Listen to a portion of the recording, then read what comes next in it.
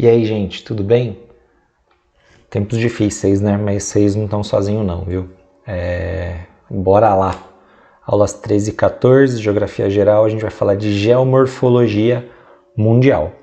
Primeiro de tudo, o que é a geomorfologia? A geomorfologia é uma ciência que vocês gostam bastante, que eu tô ligado. É a ciência que estuda as formas da superfície terrestre, a forma do relevo, certo? E se a gente está falando do relevo, a gente tem que entender o seu processo de formação e transformação ao longo do tempo, tá? Então essa imagem que a gente vê aqui de montanhas, de cordilheiras, colinas, planícies, depressões, planaltos, enfim, de vales e serras, são as formas de relevo. E é justamente o alvo de estudo da geomorfologia. Para vocês ficarem tranquilos um pouquinho, foi o que eu mais estudei durante a faculdade, né? Os meus trabalhos foram em cima de geomorfologia, então não sei um pouquinho do que a gente vai falar agora, né? Dei uma carteirada. Mas enfim, quando a gente falar da geomorfologia, é óbvio que a gente vai falar das formas do relevo e principalmente sobre como esses relevos se formam. Como é que eu tenho a formação de uma cadeia de montanhas, de planícies, planaltos, enfim.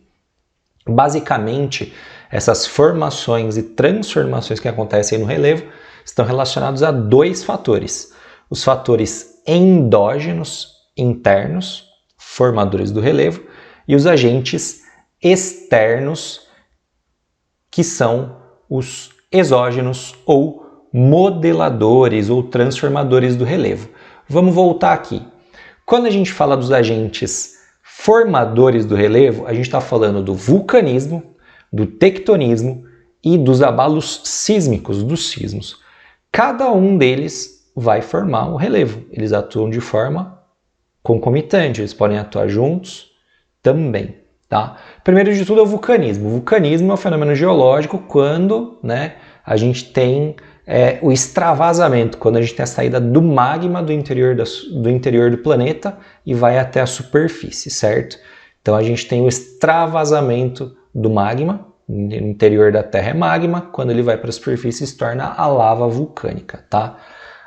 Enfim, então o vulcanismo é esse fenômeno geológico que tem relação com atividades vulcânicas, né, com extravasamento do magma na superfície. E quando o magma vai na superfície, que vira lava, a gente já tem uma alteração do relevo, um fator interno.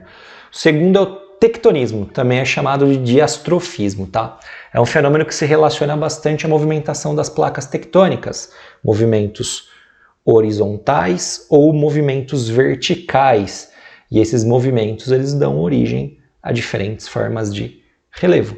Só para a gente recapitular, né, o choque, a movimentação do encontro das placas tectônicas, a gente tem a formação das cadeias de montanhas. Tá?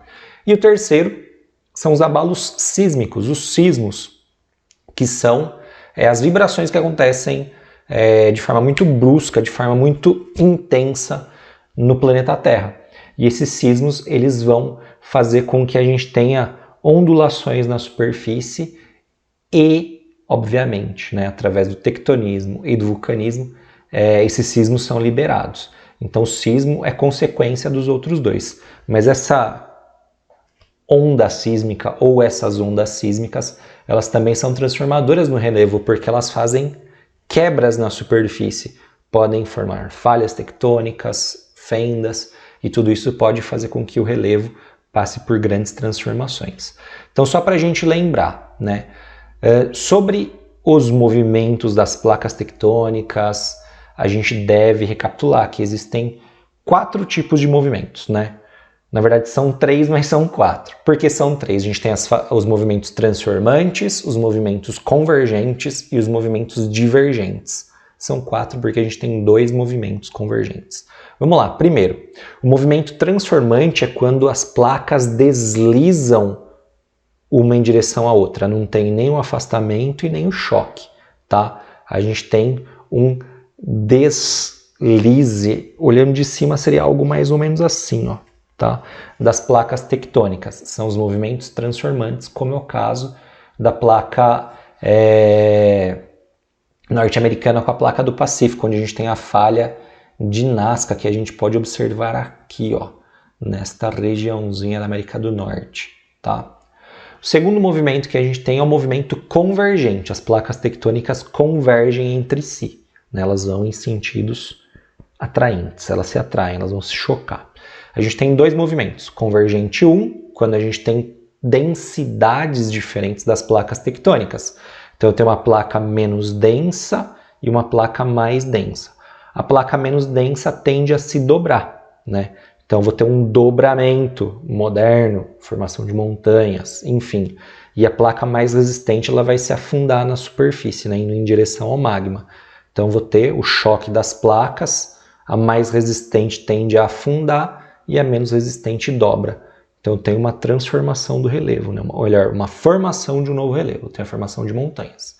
Eu tenho o movimento convergente 2, as placas tectônicas se chocam, mas elas têm densidades muito parecidas e ela vai ter um dobramento e as placas vão subir, formando também montanhas, tá? E por fim a gente tem os movimentos divergentes. Os movimentos divergentes são os movimentos que a gente tem a separação das placas tectônicas. A animaçãozinha que a gente tem aí, a gente tem nas cores laranjas as áreas de movimentos convergentes das placas tectônicas, áreas de formações montanhosas, certo? Grande atividade geológica e grande atividade vulcânica. Então tenho a todo momento transformações do relevo. E, por serem áreas de formação recente do relevo, a gente chama também de relevo recente, de relevo jovem.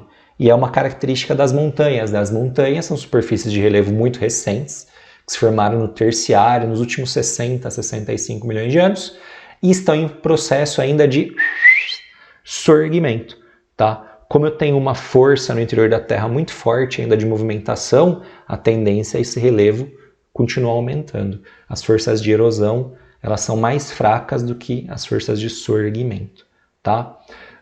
Enfim, normalmente as montanhas são superiores a 3.000 metros, normalmente, não é uma regra geral, tá? Os movimentos divergentes, como eu já disse, né, são movimentos de separação da placa tectônica, que é o que acontece na África e na América do Sul. Ok? Dando sequência, a gente tem algumas imagens de montanhas aqui. Aqui a gente tem o Himalaia, certo? Que é onde a gente tem o choque da placa asiática com a placa indiana, né? A Índia está entrando embaixo da placa asiática e, consequência, a gente tem o aumento dessa área montanhosa, ok? Falando ainda sobre os agentes do relevo, né? A gente tem as formações a partir de tectonismo, vulcanismo e dos sismos, e a gente tem a modelagem do relevo, né? São os agentes exógenos, são os agentes do intemperismo, da erosão e também a sedimentação. Intemperismo, conjunto de processo mecânico no sentido físico da palavra, tá? De quebra. A gente tem o intemperismo mecânico ou físico, tem o químico e o biológico. O intemperismo mecânico, físico, é a quebra das rochas, seja pela atuação do vento ou das mudanças de temperaturas bruscas, muito quente para muito frio rapidamente. O intemperismo químico é a atuação da água sobre os minerais das rochas, então aquele ditadinho, né? Água mole, pedra dura, tanto bate até que fura. A água, ao longo dos milhares e até milhões de anos, ela vai deixando essas rochas mais moles e mais como eu posso dizer? Com fraturas mais simples, né? Essa rocha ela vai ficando mais frágil, mais fraca, ela consegue se quebrar em pedaços menores, né? Virando sedimento, que é o último item ali. Bom, e o biológico é a ação dos seres vivos, principalmente com a atuação das raízes das plantas na quebra das rochas, certo? Então, intemperismo é o conjunto de processo físico ou mecânico, biológico e químico, que fazem com que as rochas se quebrem em pedaços cada vez menores, certo? Outro agente exógeno, externo, modelador, são os processos erosivos, que é o processo de desgaste da superfície terrestre. E quando eu falo desgaste, é literalmente o processo de fricção, né? Um processo de atrito que eu tenho da superfície do relevo, né? Da superfície terrestre com outros elementos, principalmente a água, nos seus diferentes estados, tá? Mas também tem o vento. A erosão ela pode ser fluvial, quando é feita por rios, ela pode ser glacial, quando é feita por geleiras, tá? A eólica, quando o desgaste das rochas é feito por ventos, tá? E a erosão marinha, que ela é feita a partir, né, da atuação de ondas, ressacas, correntes marítimas, né? O avanço e recuo das ondas no relevo vai quebrando o relevo.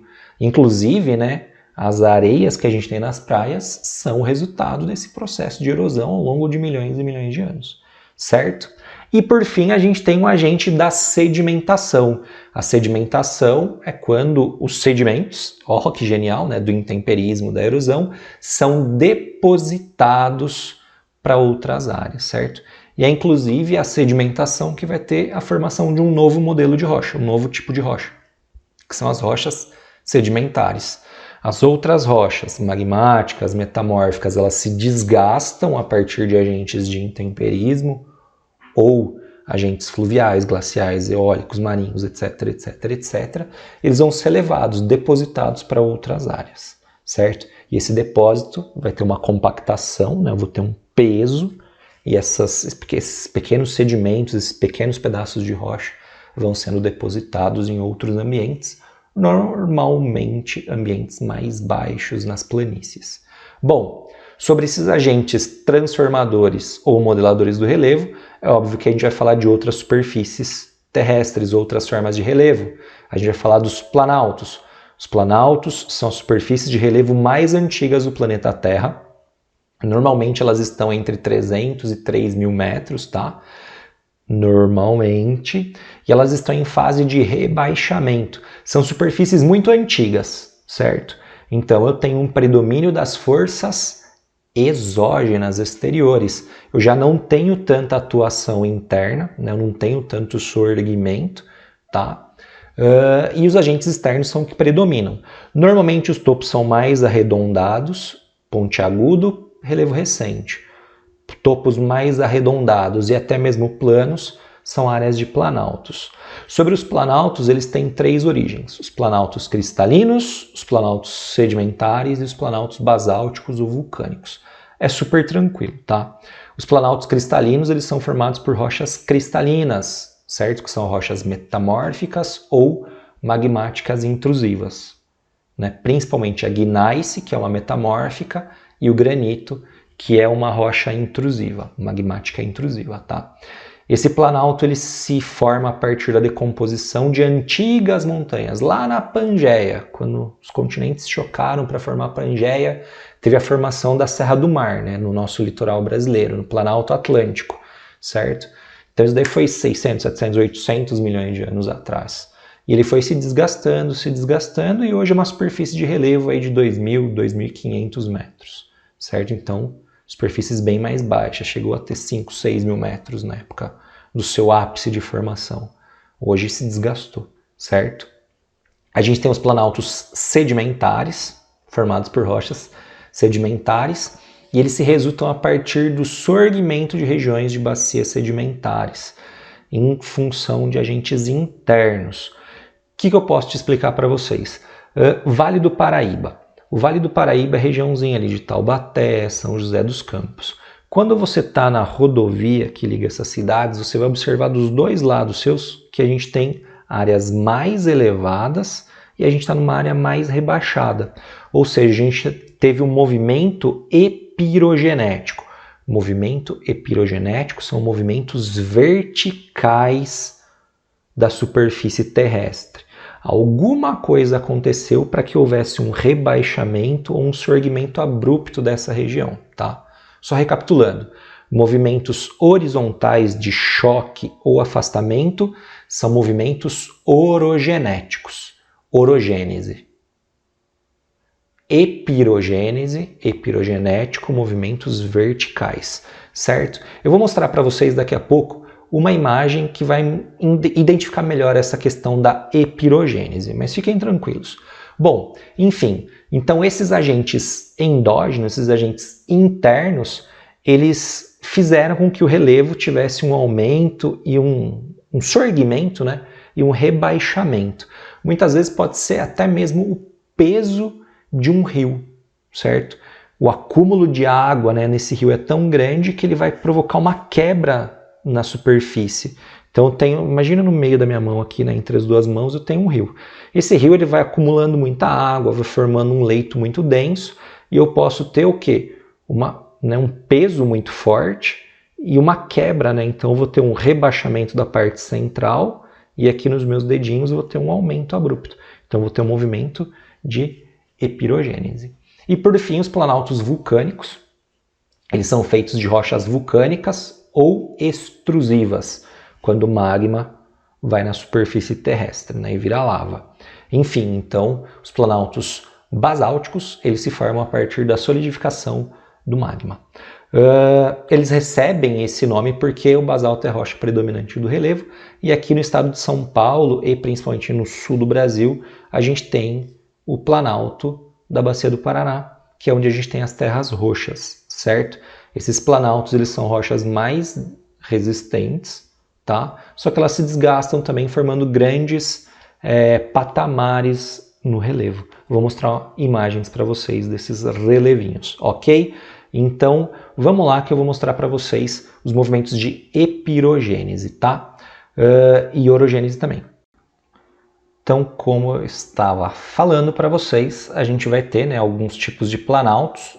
Na verdade, eu mudei um pouquinho a ordem aqui. Eu preciso voltar para mostrar para vocês a orogênese como que é. Eu esqueci de mostrar. A orogênese, como eu estava falando, é um movimento horizontal das placas tectônicas. E aqui a gente está vendo duas placas se chocando. A gente está vendo, né, o enrugamento do relevo, certo? Então, esse enrugamento vai fazer com que haja a formação de cadeias montanhosas. No caso aí é o exemplo da placa indiana batendo ali na regiãozinha da Ásia, formando o Himalaia, certo? Movimento horizontal, movimento convergente, certo? Na sequência, a gente tem que falar sobre os planaltos e vou falar um pouquinho sobre a epirogênese. Tem um videozinho aqui que vai mostrar pra gente a formação do Horst e do Graben, certo? Eu tenho tensões, né, que acontecem, os movimentos são verticais, porque eu tenho já fraturas existentes na superfície terrestre e a pressão no interior da Terra vai fazer com que esse relevo se eleve e o outro rebaixe, ou quando eu tenho um alívio, um acúmulo de tensão na superfície terrestre. Falta um acento no acúmulo, peço perdão pelo vacilo. Bom, esse vídeo ele vai mostrar, né, pra gente aqui como que funciona essa paradinha. Então a gente tem a formação do Graben e do Horst. Percebam que as estruturas geológicas elas se mantiveram, né? Elas só tiveram uma mudança na sua ordenação, vamos dizer assim, né? Na área do Horst, que é a parte que se eleva, eu tenho a parte superficial, a parte amarelinha clara, laranja e vermelha. Enfim, o Graben teve um rebaixamento. A gente percebe que as estruturas elas se mantêm iguais, né? Mas houve uma mudança. Então a gente vê a formação de falhas tectônicas, certo? Então essa pressão interior, essa tensão na superfície terrestre vai fazer com que eu tenha a formação de áreas epirogenéticas. E acabam formando planaltos aqui também nessa regiãozinha, como eu falei para vocês, certo? Superfícies um pouco mais elevadas e muitas vezes chapadas. Ok? Que é o que acontece aqui, ó. Nesta imagem que a gente tem aqui no canto superior, inferior esquerdo, a gente vê que é um planalto bem retilíneo. Ali a gente tem um planalto basáltico, tá? Que é o planalto meridional, no sul do Brasil. Ele tem formações de arenitos, de sedimentação, mas também de bastante basalto. Então a gente consegue perceber que os planaltos são superfícies mais elevadas e os topos são mais arredondados por causa do desgaste dos agentes de intemperismo, certo? Essa foto aqui, ó, tem uma pessoa que sou eu, tá? Mentira. Lógico que é mentira. E por fim a gente tem a última forma de relevo, que são as planícies. As planícies são as formas de relevo mais planas, levemente onduladas em alguns casos, e estão em baixas altitudes, certo? Normalmente até 300 metros, tá? Normalmente, de novo. Nas planícies a gente tem o predomínio do processo de sedimentação, o depósito de sedimentos. Então eu tenho mais sedimentação, eu tenho mais depósito de sedimentos do que de erosão, tá? Como são áreas muito planas, elas favorecem a ocupação humana, e é por isso que as planícies são altamente ocupadas, além de ter presença de solos férteis também, né? Bom, as planícies elas podem se dividir em planícies litorâneas, como o nome já diz, elas estão às margens do litoral. E também temos as planícies continentais. As planícies continentais a gente tem a fluvial, que é a mais comum, certo? Ou aluvial, nas margens de grandes rios, certo? A gente tem as planícies de depressões fechadas. As depressões são superfícies de relevo mais rebaixadas do que todas as áreas ao seu redor, tá? Todas as áreas. Então vou ter literalmente formação de uma panela, de uma bacia, de um buraco, ok? Enfim, essas planícies de áreas de depressões, elas se formam a partir de acúmulo de sedimentos nessas áreas mais baixas, né? Eu tenho planaltos ao redor, certo? Esses planaltos vão se desgastando e eu tenho acúmulo de sedimentos nesse buraco, nessa parte mais baixa, tá? E por fim são as planícies de origem glacial. As planícies de origem glacial, elas estão relacionadas à atuação de deposição de sedimentos em regiões glaciais, nas áreas polares. Isso é muito mais comum no extremo norte do planeta, né? Nas áreas ali do norte da Europa, norte do Canadá e no Alasca, certo? A glaciação, né, o gelo, ele tem um peso gigantesco, ele vai, né, erodindo a superfície terrestre e vai levando esses sedimentos para outras áreas e acabam formando grandes depósitos sedimentares por atuação das geleiras, ok? Pessoal, basicamente por hoje era isso. Nós finalizamos, vocês estão mais do que aptos a fazerem os exercícios. Então agora, você terminou de assistir essa aula, você vai fazer os seus exercícios e logo menos entra no ar as correções desses exercícios. Lembrando que eu estarei no Hangout para tirar as suas dúvidas, certo? Na semana que vem a gente se vê de novo, ok? Valeu, pessoal. Tchau, tchau.